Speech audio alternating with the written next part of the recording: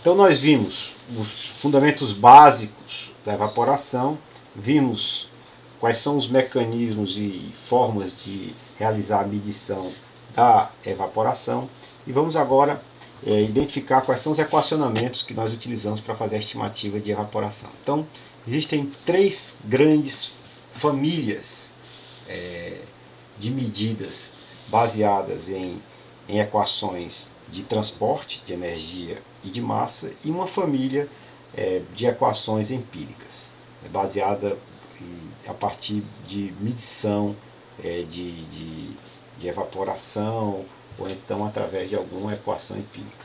Então as três famílias baseadas em equações de transporte, uma família baseada nas equações de balanço de energia, uma outra baseada no transporte de massa ou método aerodinâmico, e uma terceira família em uma estimativa baseada em uma combinação do balanço de energia e aerodinâmico. Vamos analisar cada uma delas. Então, o método do balanço de energia, essa é uma equação típica do método do balanço de energia, onde a gente vai estimar a evaporação em milímetro por dia a partir dessa equaçãozinha aqui, onde Rn é a radiação, né? Quantidade de radiação em watt por metro quadrado que chega naquele local. Então, essa é uma avaliação onde em locais onde a restrição que nós vamos ter para a evaporação não se dá por conta da disponibilidade hídrica, né, no solo, né? Então a superfície líquida, onde não há uma restrição quantitativa de água para evaporar, o fator limitante é possivelmente a energia, então essa é uma equação que poderia vir a ser utilizada. A segunda possibilidade é o método aerodinâmico, como a gente já viu anteriormente.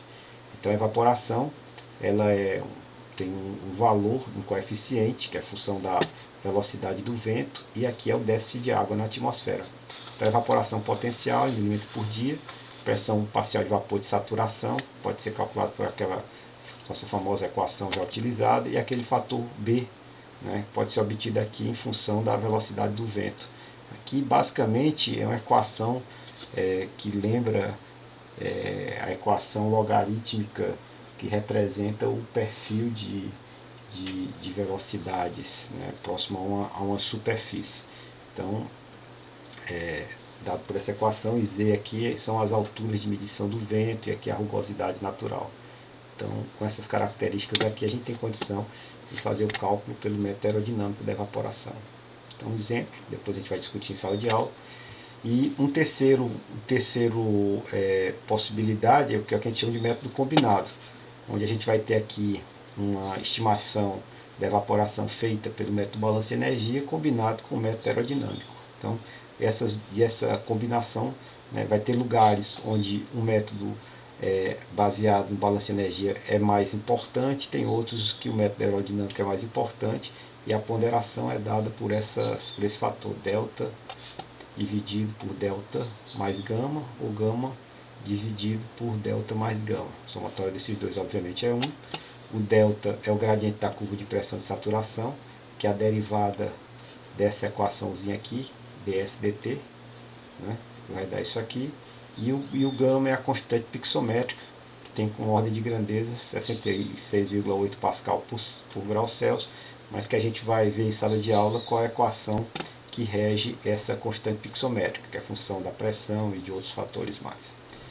Uma simplificação daquela equação combinada é a equação de Priestley-Taylor, né? Então, ela é baseada naquela equação, e ela basicamente estima que o fator mais importante seria aqui o balanço de energia, né? E aí tem um fator de correção, que o balanço de energia, você teria aí o fator aerodinâmico com uns 30% da evaporação devido ao fator aerodinâmico, uns 30% do balanço de energia. Tem esse beta aqui da ordem de grandeza de 1,3. Então essa é uma equação também que pode vir a ser utilizada. E existem equações empíricas. Então, de novo, voltando aqui. Então nós vamos ter equações baseadas no balanço de energia, equações baseadas no método aerodinâmico e equações combinadas, que tentam aqui tentar cotejar as duas abordagens. E depois nós temos métodos empíricos, que são equações construídas a partir da observação. Então, na realidade, nós temos essas 4 famílias, 3 baseadas em equações de transporte e uma baseada em método empírico. Entre esses métodos mais empíricos e baseados em observação, nós temos também uma estimação de evaporação através do tanque classe A. O que seria isso? Nós pegaríamos a evaporação observada no tanque classe A e tentaríamos extrapolar essa informação do tanque classe A para outros contextos, né? Exemplo de um contexto que a gente sempre tenta utilizar a equação do tanque classe A para esse outro contexto é exatamente a evaporação sobre um reservatório. Qual vai ser a lâmina evaporada no reservatório?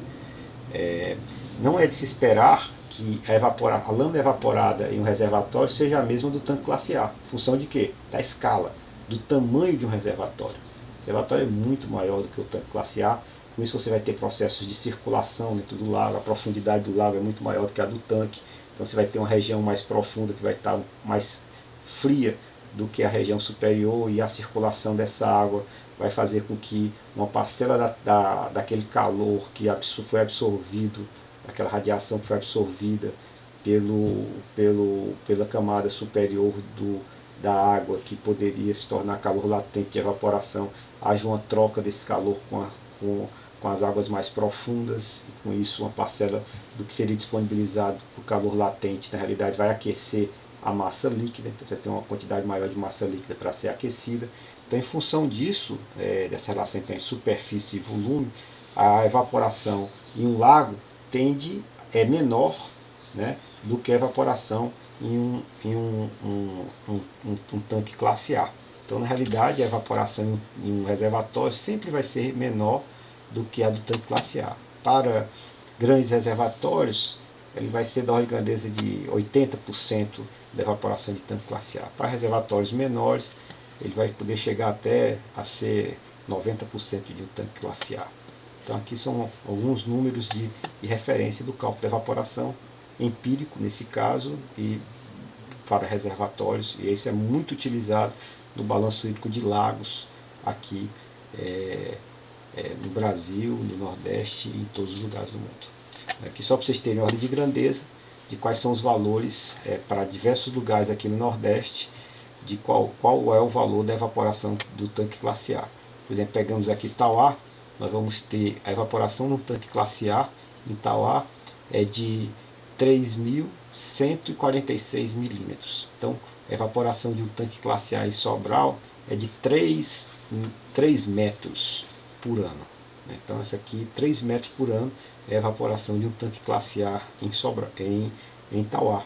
Então, a gente vai ver o seguinte, que uma piscina de 3 metros de profundidade em Tauá, se nós não deixarmos cair a precipitação sobre essa piscina, ela irá evaporar toda. Então, você seca uma piscina de 3 metros de profundidade em Tauá durante um ano, né? Essa piscina pode ter, em Patos, na Paraíba, 3,3 metros de profundidade e irá também secar em função da evaporação que acontece nessas regiões.